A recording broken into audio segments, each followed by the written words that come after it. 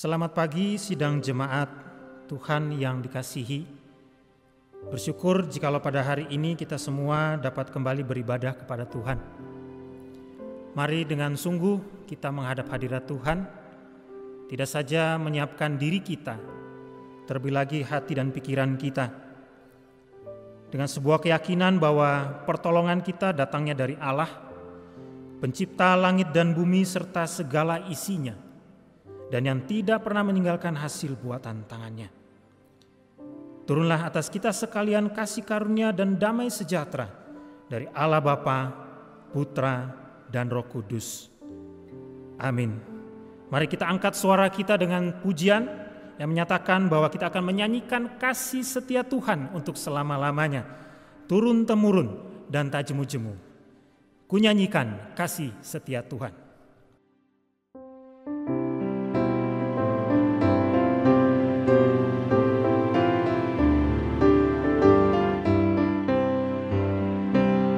Nyanyikan kasih setia Tuhan selamanya, selamanya. Ku nyanyikan kasih setia Tuhan selamanya, ku nyanyikan selamanya. Ku tuturkan tajammu, kasih setiamu Tuhan.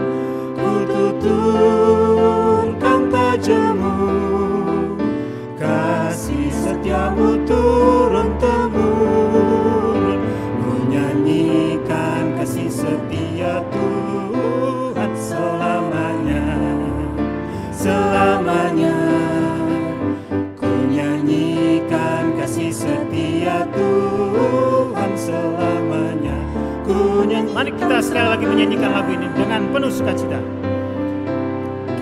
Dengan riang gembira kita nyanyikan, ku nyanyikan kasih setia Tuhan selama-lamanya. Ku nyanyikan kasih setia Tuhan selamanya, selamanya. Ku nyanyikan kasih setia Tuhan selamanya, ku nyanyikan selamanya. Ku tuturkan tajammu, kasih setiamu Tuhan. Ku tuturkan tajammu, kasih setiamu turun-temurun. Menyanyikan kasih setia Tuhan selamanya, selamanya.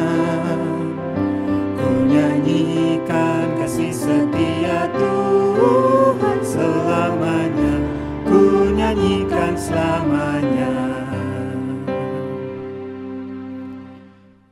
Mari kita membaca secara bertanggapan. Bersyukurlah kepada Tuhan sebab Ia baik, bahwasanya untuk selama-lamanya kasih setianya. Bersyukurlah kepada Allah segala Allah, bahwasanya untuk selama-lamanya kasih setianya.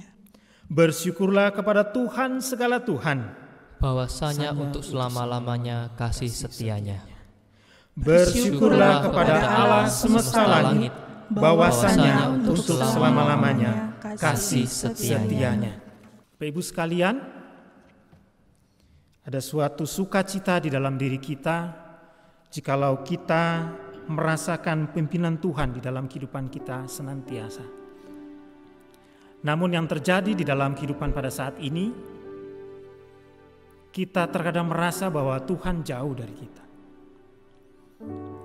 Dan yang menjadi kesalahan dan dosa kita adalah kita justru menjauh dari Tuhan. Atau mungkin yang lebih terparah adalah kita mempersalahkan Tuhan atas apa yang terjadi, malapetaka, musibah atau apapun yang terjadi dalam diri kita. Seperti dalam Yeremia 5 ayat 25 mengatakan bahwa kesalahanmu menghalangi semuanya ini, dan dosamu menghambat yang baik daripadamu. Memang Tuhan memberikan kita ujian, tetapi satu hal yang harus kita tahu bahwa tidak ada kebaikan yang datang dari melakukan kesalahan, Tidak ada kemurnian dan kesucian yang datang dari dosa.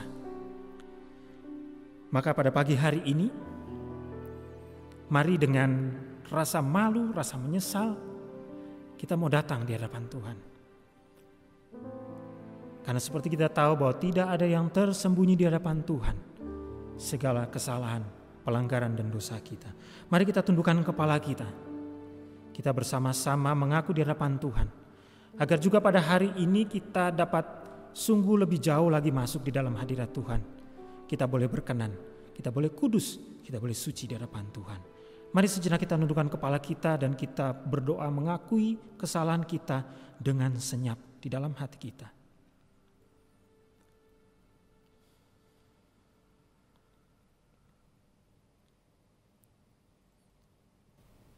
Inilah Tuhan, dari tempat kami masing-masing kami menaikkan pengakuan kami. Karena kami terbuka di hadapan Tuhan, tidak ada yang tersembunyi. Kami mau mengakui segala kesalahan kami Tuhan. Bahkan kami mengakui kesalahan kami yang terus-menerus kami perbuat. Ketika kami ingat, kami melupakannya. Namun ketika kami lupa kepada Tuhan, kami mengingat kembali dosa kami. Oh Tuhan, tolong kami. Supaya setiap kali kami juga mengampun kepada Tuhan, kami juga mau menjadi semakin hari hidup kudus di hadapan Tuhan. Kami semakin menjadi saksi bagi Tuhan. Inilah segala ucapan syukur kami bahwa kami sudah diampuni oleh Tuhan. Tetapi biarlah kami juga tidak hanya berhenti dengan mengakui, memohon ampun, bersyukur setelah diampuni. Tapi lebih jauh dari itu Tuhan, kami mau sungguh-sungguh berubah. Kami mau sungguh-sungguh memiliki kehidupan yang semakin hari semakin memuliakan Tuhan, semakin hari semakin menjadi saksi bagi Tuhan. Inilah doa kami Tuhan, inilah pengakuan dosa kami. Di dalam nama Yesus Kristus yang telah mengampuni kami dan yang adalah Tuhan dan Juru Selamat kami yang hidup. Kami berdoa. Amin. Sidang jemaat yang dikasihi Tuhan, seperti dalam Kisah Para Rasul 4 ayat 12 yang menjadi berita anugerah kita pada hari ini, yang menyatakan, dan keselamatan tidak ada dalam siapapun juga selain di dalam Dia. Sebab di bawah kolong langit ini tidak ada nama lain yang diberikan kepada manusia yang olehnya kita dapat diselamatkan. Merupakan suatu sukacita yang begitu besar bagi kita, bahwa kita telah diampuni oleh Tuhan. Tidak saja dalam pengampunan kita secara dosa yang kita lakukan dan pelanggaran yang kita lakukan setiap hari, tetapi dosa inti, dosa turun-temurun telah Tuhan tebus. Dan biarlah itu menjadi landasan kita bahwa kita pun harus senantiasa berubah menjadi lebih taat kepada Tuhan. Seperti dalam petunjuk hidup baru kita pada hari ini, di dalam Roma 12 ayatnya yang ke-21 yang menyatakan, janganlah kamu kalah terhadap kejahatan, tetapi kalahkanlah kejahatan dengan kebaikan. Saya akan bacakan sekali lagi. Janganlah kamu kalah terhadap kejahatan, tetapi kalahkanlah kejahatan dengan kebaikan. Sidang jemaat yang dikasihi Tuhan, biarlah sungguh-sungguh kehidupan kita menjadi terang bagi sekitar kita. Karena kita tahu bahwa Tuhan sungguh-sungguh setia kepada kita. Tuhan juga menginginkan kita setia, agar kita dapat menikmati kehidupan kita dan menikmati hubungan yang lebih dekat dengan Tuhan. Karena Tuhan begitu indah dan Tuhan begitu setia. Mari kita bersama-sama menaikkan sebuah pujian yang mengatakan bahwa kita tidak dapat menjauhi roh Tuhan, karena Ia adalah sahabat, karena Dia juga setia kepada kita. Kita nyanyikan lagu ini, sungguh indah.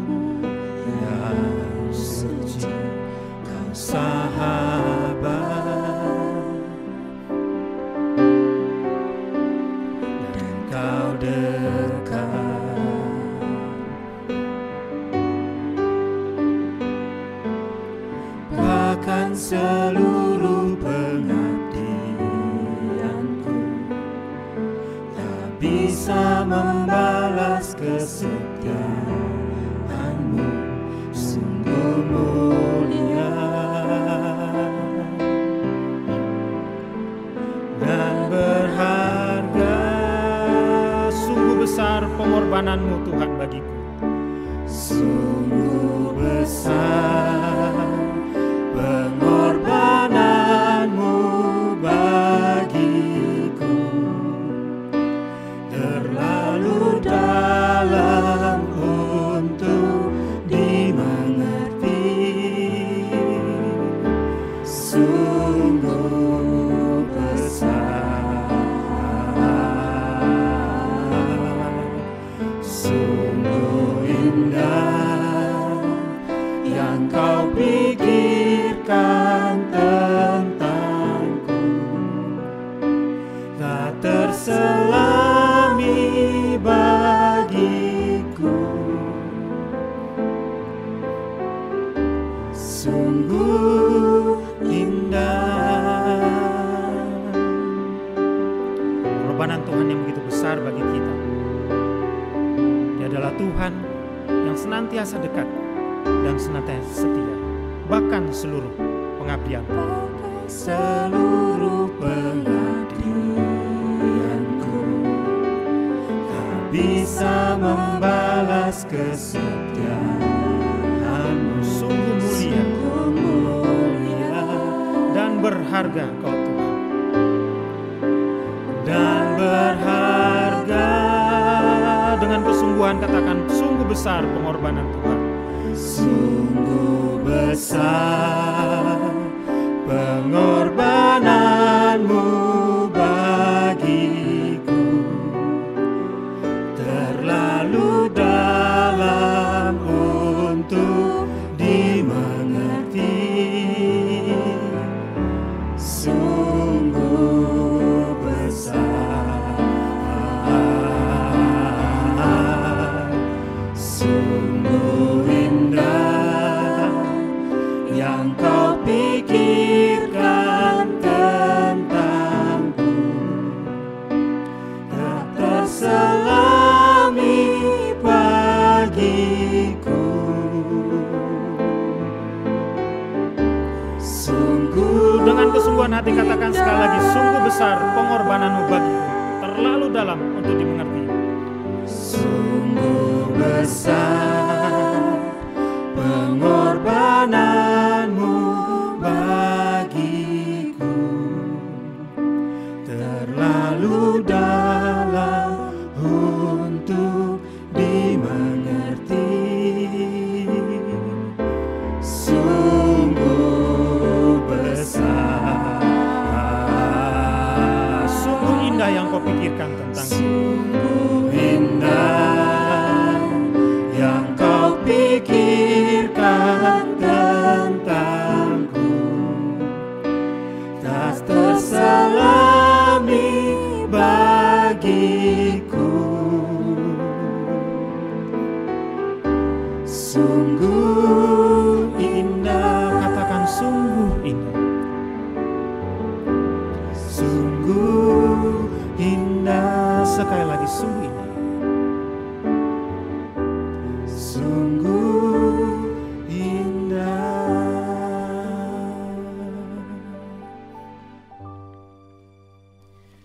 Sidang jemaat sekalian, mari mengambil sikap siap dan berdiri. Kita akan mengikrarkan pengakuan iman rasuli. Biarlah seluruh orang percaya di dalam sepanjang masa dan abad mengakui iman rasuli yang berbunyi demikian. Aku percaya kepada Allah, Bapa yang Maha Kuasa, Khalik langit dan bumi, dan kepada Yesus Kristus, anaknya yang tunggal Tuhan kita, yang dikandung dari Roh Kudus, lahir dari anak darah Maria, yang menderita sengsara di bawah pemerintahan Pontius Pilatus, disalibkan, mati dan dikuburkan, turun ke dalam kerajaan maut, pada hari yang ketiga bangkit pula dari antara orang mati, naik ke surga, duduk di sebelah kanan Allah, Bapa yang Maha Kuasa. dan dari sana Ia akan datang untuk menghakimi orang yang hidup dan yang mati. Aku percaya kepada Roh Kudus, gereja yang kudus dan am, persekutuan orang kudus, pengampunan dosa, kebangkitan tubuh, dan hidup yang kekal. Amin. Saat ini kita akan bersama-sama masuk di dalam pelayanan doa syafaat. Saya akan memimpin doa syafaat ini dan Bapak Ibu sekalian dapat mengaminkannya dan mengikutinya di rumah. Ada 4 pokok doa yang akan kita naikkan bersama-sama pada hari ini. Yang pertama, mari kita bersyukur untuk ibadah demi ibadah online yang dapat terlaksana sejak Maret 2020 hingga saat ini. Kita bersyukur untuk segala sesuatu yang telah Tuhan izinkan boleh kita pakai, media, online, kamera, dan segala sesuatunya. Kita bersyukur untuk hal itu dan juga bersyukur untuk ujian tengah semester anak-anak sekolah yang telah terlaksana, yang telah selesai. Kita bersyukur untuk pimpinan Tuhan di dalam masa-masa seperti ini, meskipun di dalam rumah mereka masing-masing dan dilakukan secara online, mereka tetap dapat melakukan ujian. Bersyukur untuk para tenaga pengajar yang telah melaksanakannya juga. Dan kita berdoa untuk upaya pemerintah di dalam penanganan resesi kepada negara kita akibat COVID-19, untuk keuangan yang terjadi dan perekonomian kita. Biarlah Tuhan yang menolong pemerintah di dalam melakukan segala upaya. Dan yang keempat, mari kita berdoa bagi jemaat kita, jemaat GKT Belimbing. Kita berdoa untuk iman mereka, untuk keluarga, untuk ekonomi, sakit, dan juga pergumulan pribadi yang lain. Mari kita satukan hati kita, mari kita berdoa kepada Tuhan. Tuhan, pada hari ini Tuhan kami bersyukur. Kami bersyukur untuk segala sesuatu yang boleh terjadi di dalam kehidupan kami. Kami bersyukur untuk kekuatan, bersyukur untuk kesehatan, dan bersyukur untuk segala sesuatu yang sudah Tuhan boleh izinkan terjadi dalam kehidupan kami. Bahkan di dalam ibadah kami ini juga Tuhan, kami bersyukur bahwa di dalam segala keterbatasan kami untuk bisa beribadah secara offline, bertemu di dalam rumah Tuhan. Tapi kami bersyukur bahwa kami tetap masih bisa setia beribadah kepada Tuhan. Kami bersyukur Tuhan kami memiliki media-media yang ada pada saat ini, sehingga kami tetap dapat beribadah dan berbakti setiap minggunya. Kami juga dapat mendengarkan firman Tuhan setiap minggunya. Kami boleh dikuatkan, kami juga boleh senantiasa disegarkan dengan firman Tuhan setiap minggunya. Kami bersyukur untuk segala masalah atau kendala yang dapat kami selesaikan, dan kami dapat melakukan ibadah ini secara online. Bersyukur kepada segala peralatan yang sudah boleh Tuhan izinkan kami pakai, yang Tuhan juga sudah sediakan. Bersyukur untuk para tenaga-tenaga pelayan, rekan-rekan sepelayanan yang dengan rela hati, dengan juga penuh sukacita untuk mau datang dan melakukan pelayanan untuk merekam ibadah online ini. Bersyukur juga untuk para hamba Tuhan yang senantiasa juga bergumul, senantiasa juga merenungkan dan memikirkan untuk segala sesuatu firman yang akan disampaikan di dalam setiap minggunya. Bersyukur untuk para pemusik, bersyukur untuk para tim media dan juga alat-alat media yang dapat digunakan. Kami bersyukur untuk itu semua Tuhan, karena kami dapat hadir di hadapan Tuhan setiap minggunya. Bersyukur juga untuk ujian tengah semester yang sudah boleh dilalui oleh adik-adik dan anak-anak ataupun cucu-cucu kami Tuhan di dalam 2 minggu ke belakang ini. Kami bersyukur untuk kekuatan kesehatan yang Tuhan berikan kepada anak-anak peserta didik dapat menyelesaikannya. Kami juga bersyukur untuk para tenaga-tenaga pengajar yang Tuhan sudah pimpin, Tuhan sudah urapi, dan mereka dapat menyiapkan segala materi yang diujikan. Kami juga bersyukur bahwa kami dapat melakukannya di rumah masing-masing, dan bersyukur untuk orang tua yang juga dapat membimbing anak-anak di dalam mempersiapkan segala ujian yang diperlukan. Bersyukur juga untuk teknologi, untuk media yang boleh mereka pakai Tuhan.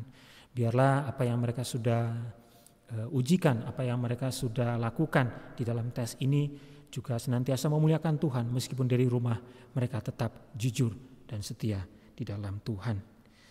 Kami juga berdoa Tuhan untuk pemerintahan kami, dengan berita yang terakhir yang sudah ada bahwa Indonesia resmi masuk di dalam resesi. Namun kami tetap bersandar kepada Tuhan. Kami yakin dan percaya bahwa segala sesuatu yang terjadi, Tuhan tidak tinggal diam. Segala sesuatu yang terjadi, Tuhan tidak pergi. Segala sesuatu yang terjadi, Tuhan senantiasa peduli. Kami yakin dan percaya Tuhan senantiasa memberikan kekuatan kepada para pemerintah. Biarlah Tuhan pimpin mereka di dalam merumuskan segala sesuatu, di dalam mengangkat perekonomian kami ini Tuhan di dalam keterpurukan akibat COVID-19. Bila juga anak-anak Tuhan yang sudah ditempatkan di dalam pemerintahan tetap setia untuk berpegang kepada Tuhan, tetap setia untuk berpaut kepada Tuhan, memohon hanya pertolongan kepada Tuhan saja, dan bersyukur untuk segala sesuatu yang Tuhan berikan di dalam kehidupan mereka, sehingga mereka mau bersungguh-sungguh melakukan semuanya ini demi memuliakan Tuhan. Mereka mau melakukan bagian-bagian mereka seperti mereka melakukannya hanya untuk Tuhan. Pimpin dari pemerintahan, mulai dari pemerintahan pusat teratas hingga daerah. Kiranya Tuhan pimpin di dalam bersatu hati mereka. Kami juga berdoa kepada seluruh rakyat dan juga seluruh aparat yang ada. Kiranya juga dapat mendukung, dapat membantu, sehingga kami semua bersama-sama di dalam satu bangsa ini dapat keluar dari keterpurukan kami, dan senantiasa kami hanya memuliakan Tuhan di dalam segala upaya kami. Dan yang terakhir Tuhan, kami juga ingin berdoa kepada jemaat, khususnya jemaat GKT Belimbing. Kami berdoa mereka tetap setia kepada Tuhan. Kami berdoa setiap minggunya mereka juga tetap mau beribadah meskipun lewat online. Mereka tetap menjaga iman mereka, mereka tetap mempertumbuhkan iman mereka, dan khususnya juga mempertanggungjawabkannya kepada Tuhan iman mereka. Berdoa juga untuk pergumulan mereka, ekonomi, atau mungkin pada saat ini ada yang sedang terbaring dalam keadaan lemah tubuh, yang sakit, baik yang dirawat di rumah ataupun juga di rumah sakit. Kami berdoa Tuhan, kiranya Tuhan senantiasa yang memulihkan mereka. Kami juga berdoa untuk orang-orang yang berada bersama-sama dengan mereka, juga tetap hanya bersandar kepada Tuhan, memberikan penghiburan yang hanya datang dari Tuhan saja. Terima kasih Tuhan, terima kasih. Jikalau pada pagi hari ini dan pada saat ini kami semua dapat bersyafaat kepada Tuhan. Dan kami mau menaikkan semua doa ini hanya di dalam nama Yesus Kristus yang adalah Tuhan dan Juru Selamat kami yang hidup. Amin. Sidang jemaat yang dikasihi Tuhan, kita akan masuk di dalam pelayanan firman Tuhan yang akan disampaikan oleh Yurike. Kita akan bersama-sama mempersiapkan diri kita, dan lagu ini menjadi bagian dalam persiapan kita bahwa hanyalah Tuhan satu-satunya yang ada di dalam kehidupan kita. Dan biarlah Dia senantiasa menerangi langkah kita, dan Dia senantiasa bekerja di dalam kehidupan kita. Engkau turut bekerja.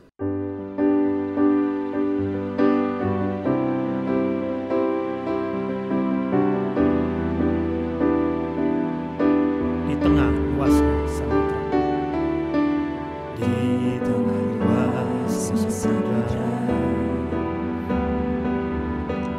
di dalam badai bergelora, Kaulah jangkar hidupku, tak sekalipun ku goyah. firman-Mu terangi langkah. Firman-Mu terangi langkahku, sumber damai dalam hidupku. Ku aman di dalam-Mu,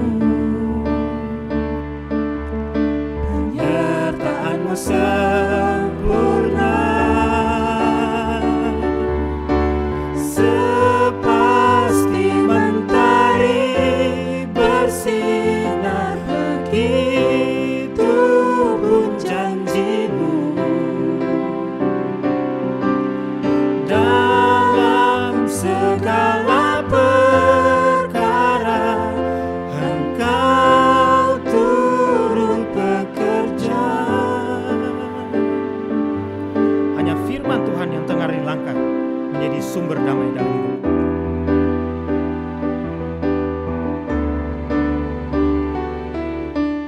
Firman-Mu terangi langkahku,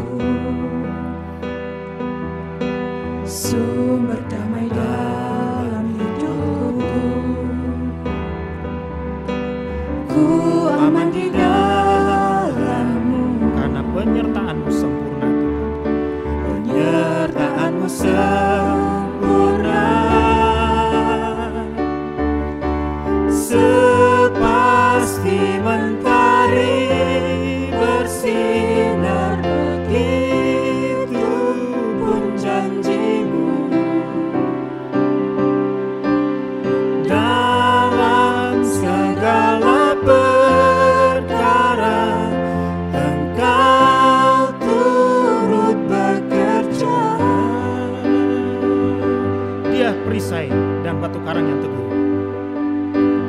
Perisai pelindungku, batu karang yang teguh, benteng pengharapanku. Kaulah Tuhan, Kaulah Raja, perisai pelindungku, batu karang yang teguh, benteng pengharapanku. Kaulah Tuhan, Kaulah Raja, sepasti mentari bersinar, begitu pun janjimu. Dalam segala perkara Engkau Tuhan. Sekali lagi katakan, sepasti mentari bersinar, begitu janjimu. Sepasti mentari bersinar, begitu pun janjimu. Dalam segala perkara Engkau turut bekerja.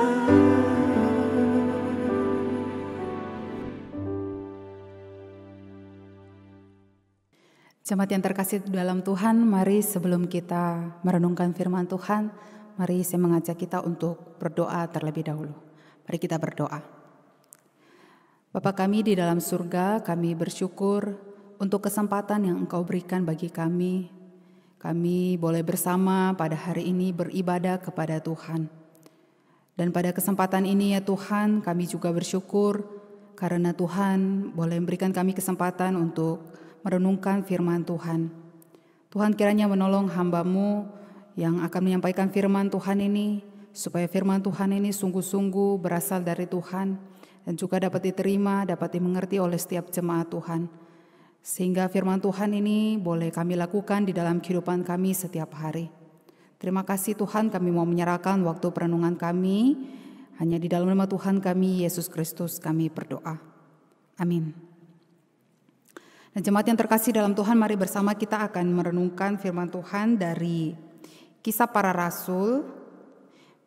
Saya mengajak kita untuk membuka Alkitab kita di dalam Kisah Para Rasul pasal yang keempat, ayat yang ke-8 sampai ayat yang ke-12.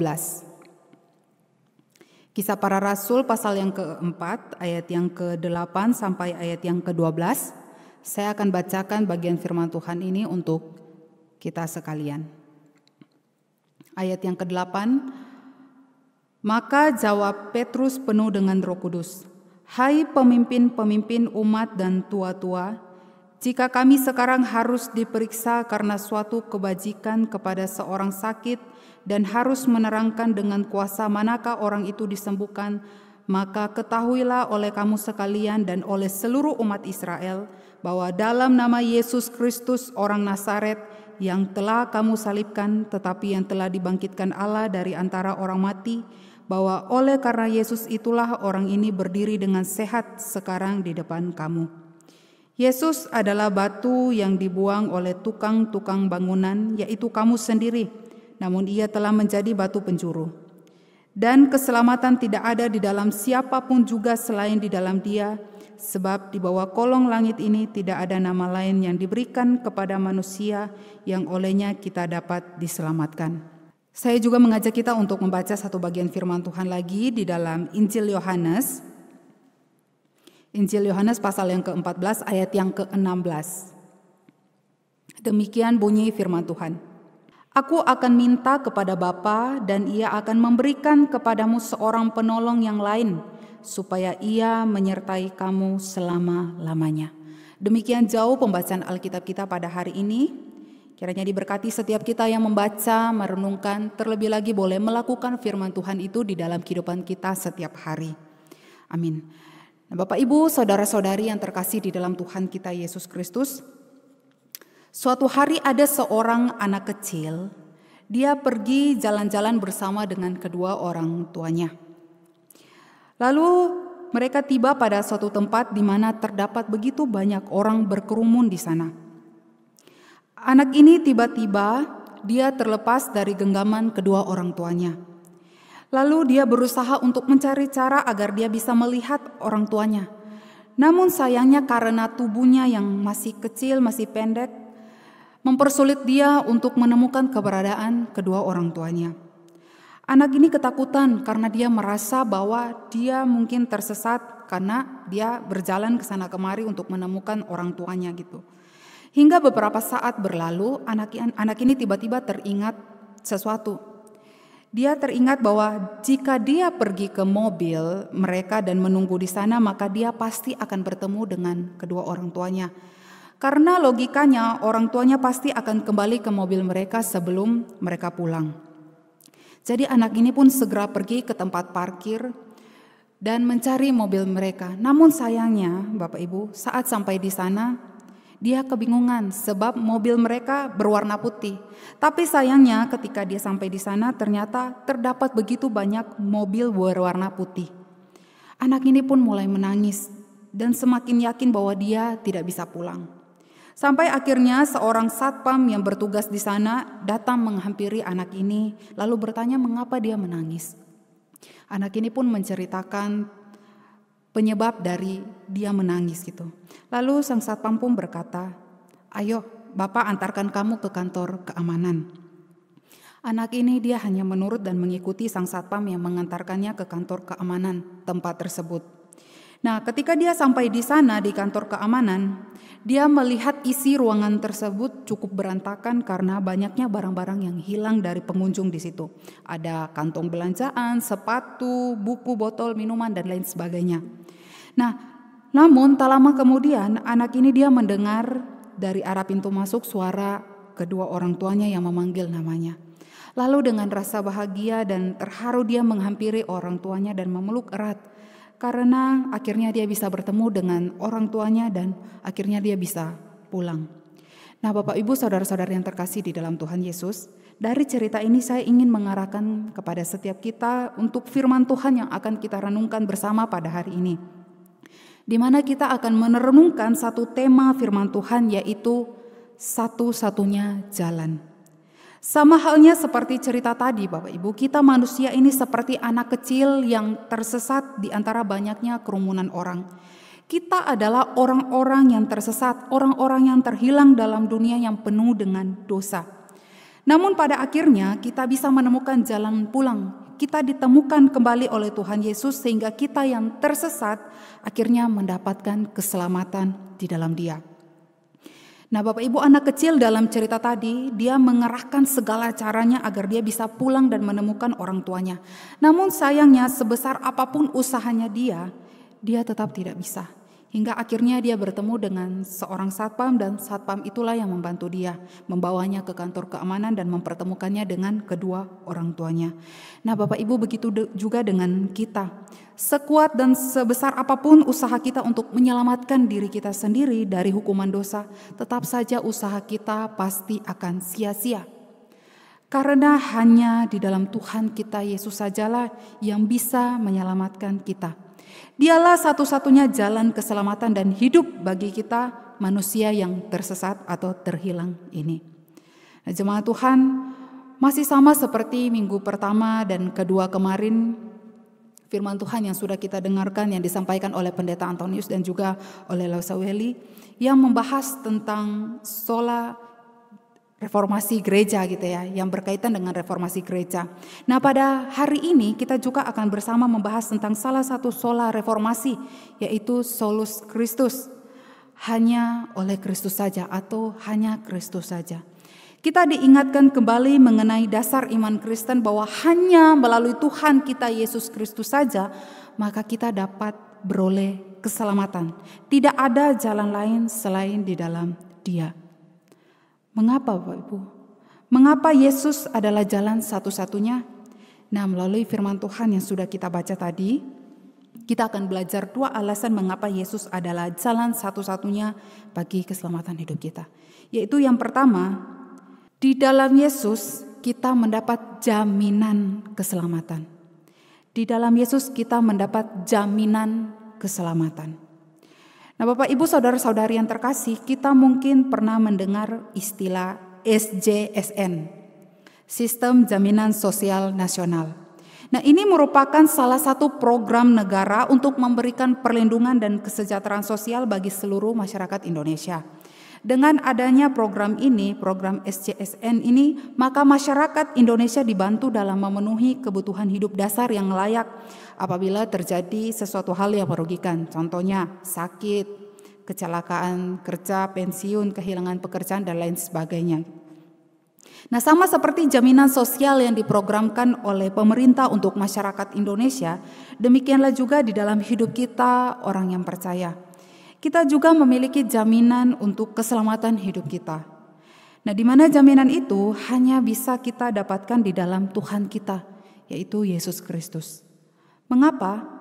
Di dalam Kisah Para Rasul 4 ayat yang ke-12 yang tadi sudah kita baca, di sana dikatakan, "Dan keselamatan tidak ada di dalam siapapun juga selain di dalam Dia. Sebab di bawah kolong langit ini tidak ada nama lain yang diberikan kepada manusia yang olehnya kita dapat diselamatkan." Nah, Bapak Ibu, ayat ini merupakan jawaban Petrus atas pertanyaan yang diajukan kepada dirinya dan Yohanes ketika mereka menghadiri sidang di Yerusalem. Petrus dan Yohanes disidang karena mereka mengajar dan memberitakan Injil kepada banyak orang. Kita bisa baca di dalam Kisah Para Rasul pasal yang ke-4 di sana ya. Yang rupanya berita Injil yang sudah mereka beritakan itu membuat banyak orang menjadi percaya kepada Kristus. Karena mereka memberitakan tentang jaminan keselamatan yang hanya dapat diperoleh di dalam Tuhan Yesus. Nah, oleh karena berita Injil yang mereka beritakan ini, Petrus dan Yohanes akhirnya ditangkap. Mereka dipenjara, bahkan mereka diadili. Nah, Bapak Ibu, jikalau dahulu Petrus dan Yohanes mereka ketakutan ketika Tuhan Yesus ditangkap, tapi kali ini berbeda. Mereka tidak takut lagi. Mereka dengan berani menunjukkan iman mereka tanpa menghiraukan keselamatan diri mereka sendiri. Kenapa? Karena Petrus dan Yohanes percaya bahwa ada jaminan keselamatan yang Allah sediakan bagi mereka melalui kematian dan kebangkitan Yesus Kristus. Nah, Bapak Ibu, sama seperti yang Petrus sendiri katakan juga di ayat yang ke-12 tadi, bahwa keselamatan tidak ada di dalam siapapun juga selain di dalam Dia, yaitu Yesus Kristus. Nah, ayat ini merupakan final dari pembelaan Petrus terhadap Sanhedrin di Yerusalem, yang secara mutlak menunjukkan bahwa tidak ada orang lain, bahkan tidak ada nama lain. Hanya Yesus saja satu-satunya jalan keselamatan bagi manusia. Petrus secara tegas menyebutkan secara langsung nama sang pemberi keselamatan itu, yaitu Yesus Kristus yang disalibkan dan dibangkitkan Allah dari antara orang mati. Nah, Bapak Ibu, saudara-saudari yang terkasih dalam Tuhan, jikalau kita berada di dalam posisi Petrus dan Yohanes, di mana kita dikelilingi oleh orang-orang yang beragama lain, mungkin punya kepercayaan dan keyakinan yang berbeda dengan kita. Lalu kita diberikan pertanyaan mengenai iman kita. Apakah kita berani menyerukan nama Yesus Kristus sebagai satu-satunya jalan keselamatan bagi hidup manusia? Sama seperti yang dilakukan oleh Petrus, apakah kita berani melakukan hal tersebut, Bapak Ibu? Nah, Tuhan Yesus, Dia sudah memberikan jaminan hidup yang kekal bagi kita manusia. Tentu ini bukan jaminan yang bisa kita balas atau bayar kembali. Karena jaminan keselamatan ini adalah anugerah terbesar yang Dia berikan sebagai bukti kasih sayangnya kepada kita manusia yang berdosa. Jikalau bukan karena Kristus yang rela mati bagi kita, maka sudah dapat dipastikan bahwa kita semua manusia tidak akan selamat. Yesuslah jalan satu-satunya. Hanya kepada Dialah kita memperoleh jaminan keselamatan. Lalu bagaimana caranya kita membalas apa yang sudah Dia lakukan kepada kita? Tidak ada, Bapak Ibu, selain dengan kita beriman, kita percaya kepadanya, dan kita bersaksi tentang Dia.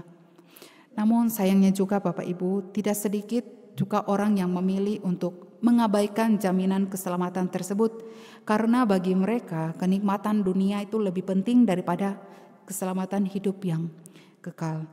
Nah, Bapak Ibu, saudara-saudari, ada sebuah cerita. Pada suatu hari ada dua orang pemuda yang hendak naik ke sebuah pesawat tempur. Saat pemuda yang pertama masuk ke ruang tunggu, ada seorang awak pesawat datang dan memberikan sebuah parasut kepadanya.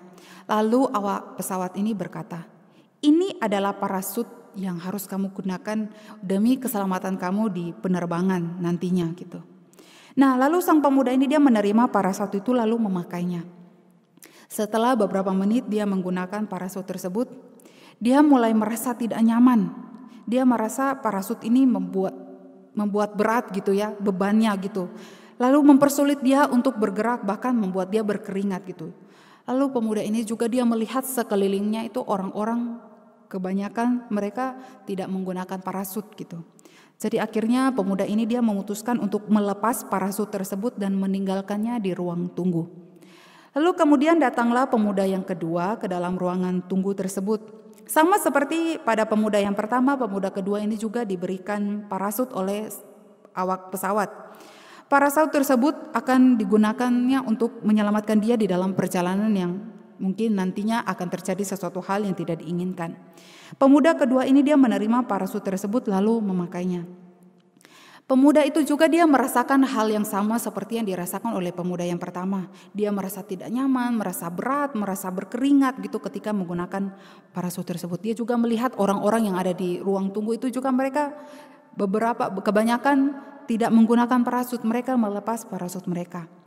Namun karena pemuda ini dia mendengar apa yang dikatakan oleh awak pesawat tadi bahwa parasut itu akan menyelamatkan dia kalau misalnya terjadi sesuatu hal yang tidak diinginkan ketika penerbangan nantinya.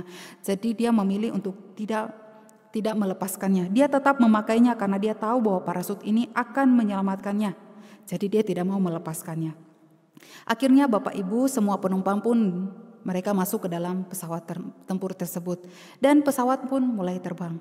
Nah, setelah beberapa jam perjalanan, tiba-tiba pesawat itu ditembak oleh pesawat musuh dan mengakibatkan pesawat tersebut meluncur jatuh ke bawah. Mereka yang memiliki parasut mulai melompat dan membuka parasut mereka sehingga mereka bisa mendarat dengan selamat di daratan. Sedangkan mereka yang tidak memiliki parasut, mereka tidak bisa keluar dari pesawat dan akhirnya mereka tidak bisa selamat. Nah, jemaat yang terkasih di dalam Tuhan Yesus, ilustrasi ini adalah gambaran kehidupan setiap kita. Para penumpang pesawat tadi adalah diri kita sendiri. Parasut itu digambarkan sebagai Tuhan Yesus. Sedangkan lompatan dari pesawat tadi adalah perpindahan hidup kita dari dunia ini kepada kehidupan selanjutnya. Nah, Bapak Ibu, manakah yang akan kita pilih? Melepaskan parasut tersebut, yaitu Tuhan Yesus yang sudah menjamin keselamatan hidup kita, atau sebaliknya? Kita mau tetap menjadikan Yesus sebagai sumber keselamatan hidup kita. Bapak Ibu, memang tidak mudah menjalani hidup di dunia yang seringkali menolak Kristus dan juga pengikutnya. Terlebih kita ini ya, yang hidup di dalam negara ini, kita mungkin merasa sebagai kaum yang minoritas. Namun itulah risiko yang harus kita jalani sebagai anak-anak Tuhan. Sekalipun kita harus menghadapi berbagai macam tantangan iman yang terkadang menuntut kita untuk memilih tetap beriman kepada Yesus atau menyangkal iman kita. Tetapi biarlah setiap kita yang sudah mengaku sebagai anak-anak Tuhan, mengaku sebagai orang Kristen, mengaku sebagai orang yang percaya kepada Kristus, kita tidak akan melepaskan Kristus sekalipun dalam situasi berat dan berbahaya. Sebab kita percaya bahwa ada jaminan keselamatan yang Ia berikan kepada kita, sekalipun nyawa kita menjadi taruhannya. Yesuslah satu-satunya jalan keselamatan dan hidup bagi setiap kita. Lalu alasan yang kedua, Bapak Ibu, Yesus dia memberikan Roh Kudus kepada kita orang yang percaya. Yesus dia memberikan Roh Kudus kepada kita. Di dalam Yohanes 14 ayat yang ke-16 di sana dikatakan, Aku, yaitu Yesus, akan meminta kepada Bapa dan Ia akan memberikan kepadamu seorang penolong yang lain supaya Ia menyertai kamu selama-lamanya. Nah, Bapak Ibu, ini adalah janji Tuhan Yesus kepada murid-muridnya, termasuk kepada setiap kita, bahwa ada penolong yang lain, yaitu Roh Kudus yang akan senantiasa menyertai hidup kita. Bukan cuma dalam waktu yang singkat, tetapi selama-lamanya. Jemaat yang terkasih dalam Tuhan, Tuhan Yesus menyebutkan Roh Kudus sebagai penolong yang lain. Jadi dapat kita simpulkan bahwa jika Yesus menyebut sebagai penolong yang lain, berarti ada penolong sebelumnya, sebelum Roh Kudus itu. Nah, siapakah penolong yang sebelumnya itu? Yaitu Tuhan kita Yesus Kristus sendiri. Di mana ketika Yesus masih hidup di dalam dunia ini, Dia sendirilah yang menjadi penolong bagi para muridnya. Dan setelah kematian, kebangkitan, bahkan ia naik ke surga, Yesus dia menjanjikan penolong yang lain, yaitu Roh Kudus yang menggantikan Yesus untuk menyertai murid-muridnya, termasuk menyertai setiap kita orang yang percaya. Nah Bapak Ibu, kata penolong di dalam Injil Yohanes 14 ayat yang ke-16 tadi itu berasal dari kata parakletos yang rupanya memiliki beberapa terjemahan yang berbeda di dalam versi Alkitab. Ada yang menerjemahkannya sebagai penolong, penghibur, penasehat, pengacara, seseorang yang berbicara untuk membela kita. Namun jika kita menyelidiki arti yang paling kuat dari kata parakletos, itu adalah pengacara atau pembela. Nah itulah peranan Roh Kudus bagi kita, yaitu menjadi pengacara atau pembela. Pengacara dalam hal apa? Yaitu pada saat kita menjalani iman kita di tengah-tengah dunia yang berusaha menganiaya bahkan menyerang iman kita. Nah disitulah Roh Kudus bekerja untuk melakukan pembelaan terhadap segala macam tuduhan dunia, seperti yang dikatakan dalam Matius pasal yang ke-10 ayat yang ke-18 sampai 20. Saya akan bacakan untuk setiap kita. Dan karena aku, kamu akan digiring ke muka penguasa-penguasa dan raja-raja sebagai suatu kesaksian bagi mereka dan bagi orang-orang yang tidak mengenal Allah. Apabila mereka menyerahkan kamu, janganlah kamu khawatir akan bagaimana dan akan apa yang harus kamu katakan. Karena semuanya itu akan dikaruniakan kepada kamu pada saat itu juga. Karena bukan kamu yang berkata-kata, melainkan Roh Bapamu, Dia yang akan berkata-kata di dalam kamu. Jadi Bapak Ibu Saudara-saudari, kita bersyukur sebab di dalam diri kita ini berdiam Roh Allah yang senantiasa akan menyertai dan menolong kita untuk hidup sebagai orang percaya. Nah kalau kita perhatikan di dalam Kisah Para Rasul 4 ayat yang ke-8, ketika Petrus dan Yohanes sedang mengikuti sidang di Yerusalem, di sana dikatakan bahwa Petrus itu sedang dipenuhi oleh Roh Kudus. Nah kematian dan kebangkitan Yesus Kristus telah mengubahkan hidup Petrus dan Yohanes, sehingga mereka memiliki iman yang kokoh kepada Kristus sekalipun mereka menghadapi tantangan yang berat di dalam pelayanan mereka.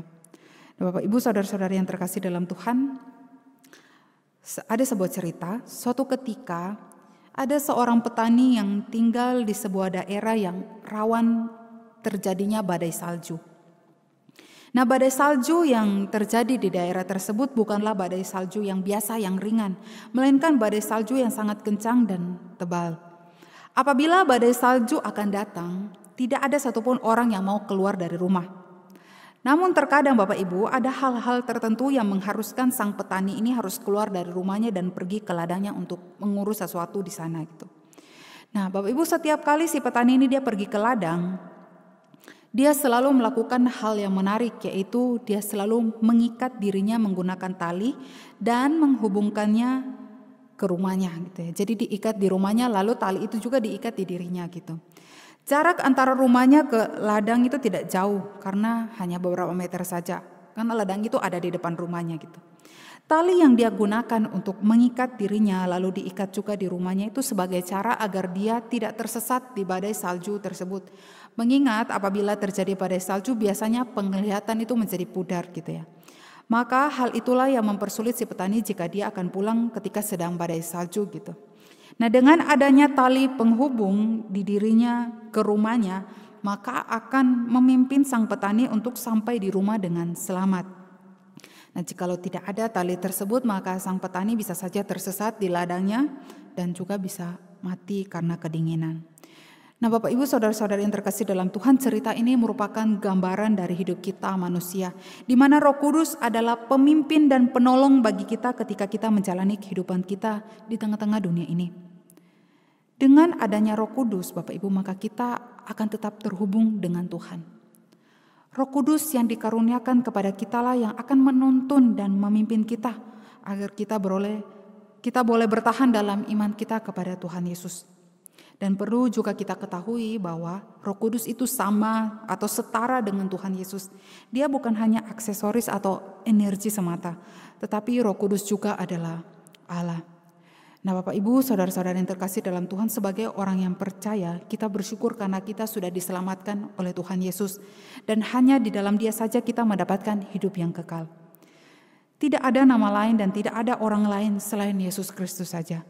Selain itu, Dia bukan hanya menyelamatkan kita saja, tetapi Dia juga menjanjikan Roh Kudus yang saat ini sudah ada, bahkan tinggal di dalam hati setiap kita.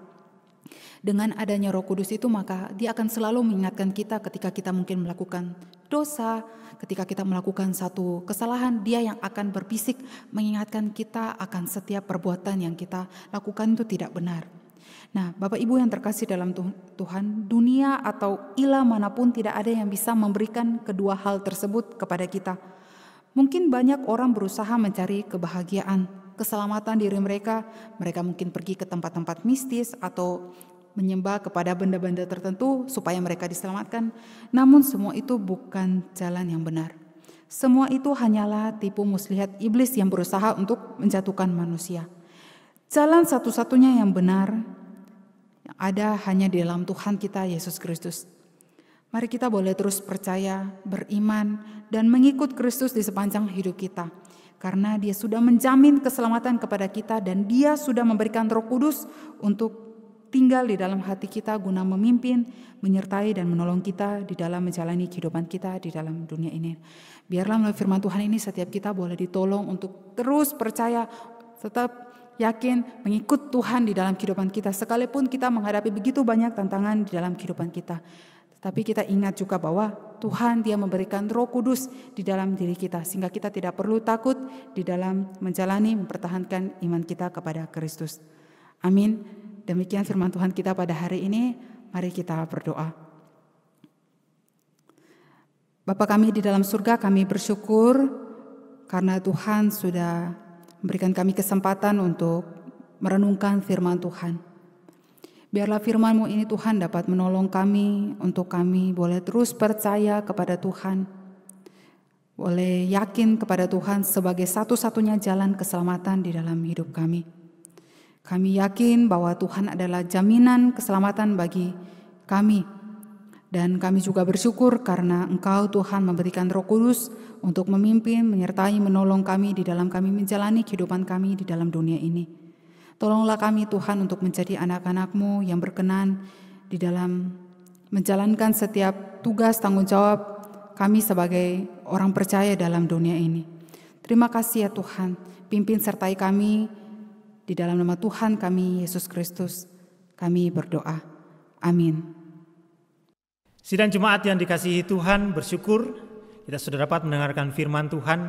Dalam firman Tuhan menjadi kekuatan kita dan menjadi pegangan kita bahwa hanya Tuhanlah satu-satunya juru selamat kita. Hanya ada satu-satunya Tuhan. Dan kita juga boleh bersyukur bahwa dengan Tuhan yang hidup kita diberkati oleh Tuhan. Kita mendapatkan kasih setia dari Tuhan. Dengan ucapan syukur mari kita memberikan persembahan kita. Dan sambil mengumpulkan persembahan, mari kita menyanyi lagu Aku Diberkati.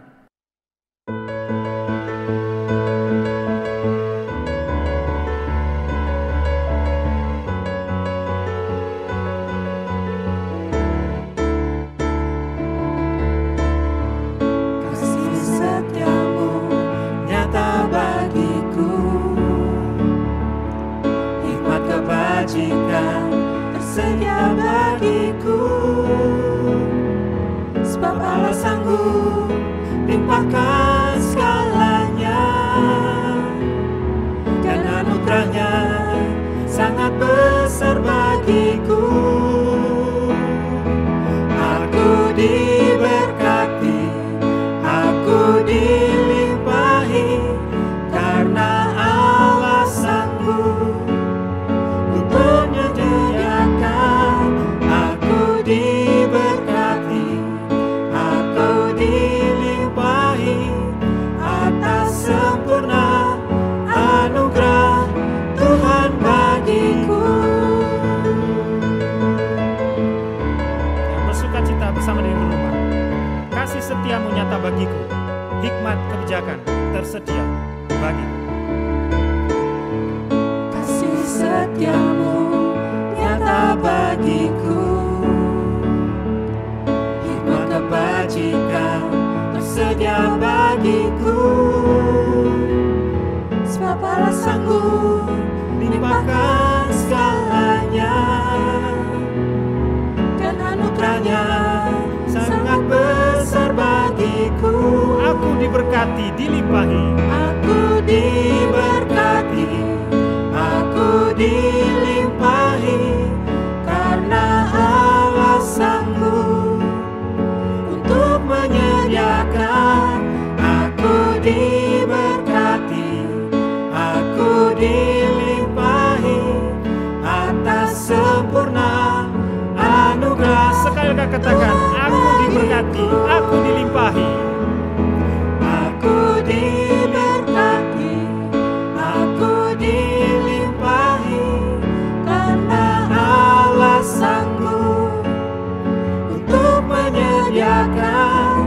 Aku diberkati, aku dilimpahi atas sempurna anugerah Tuhan. Atas sempurna Tuhan anugerah bagiku. Atas sempurna anugerah Tuhan. Sekali lagi, atas sempurna. Atas sempurna anugerah Tuhan bagiku.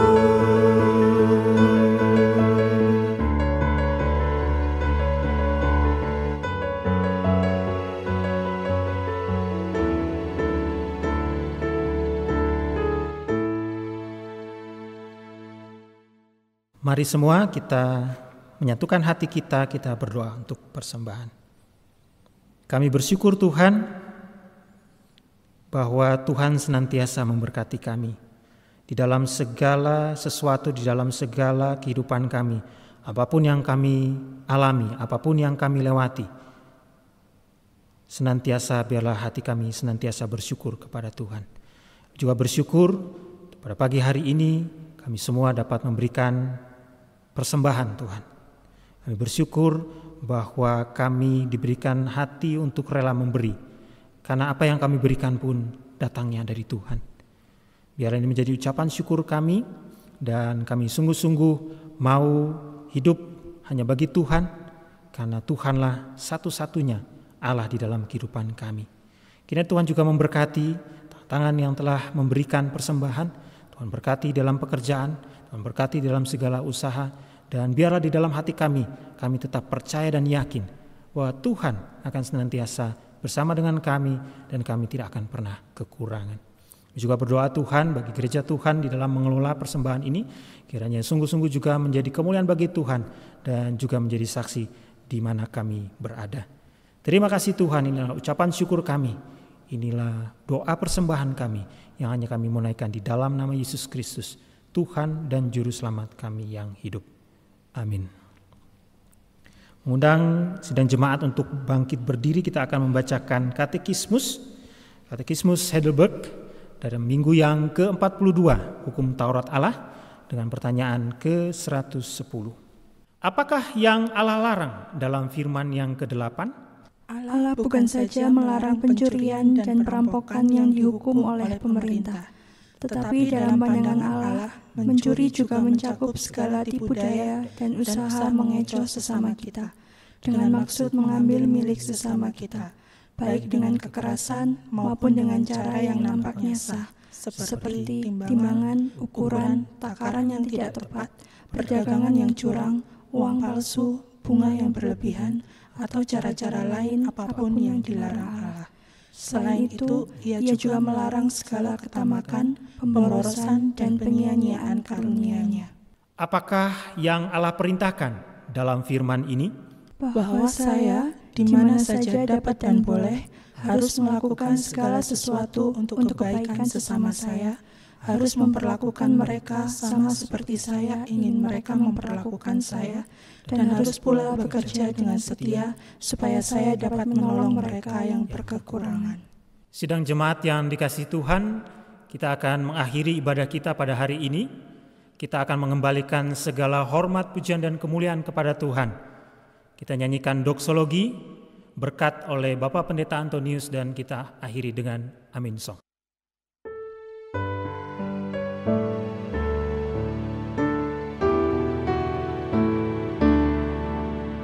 Puji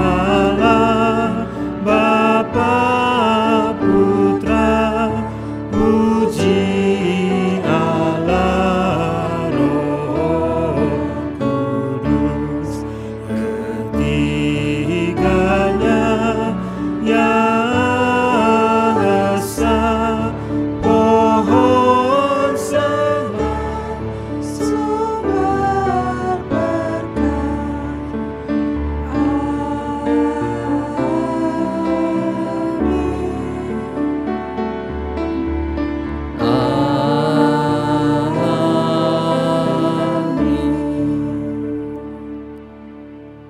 Sidang jemaat yang terkasih, arahkan hati kita untuk menerima berkat Tuhan. Kasih karunia dan damai sejahtera yang datangnya dari Allah yang Tritunggal, Allah Bapa, Putra dan Roh Kudus, senantiasa menaungi, menyertai, menopang dan menghiburkan kehidupan kita sekalian, mulai saat ini sampai selama-lamanya. Amin.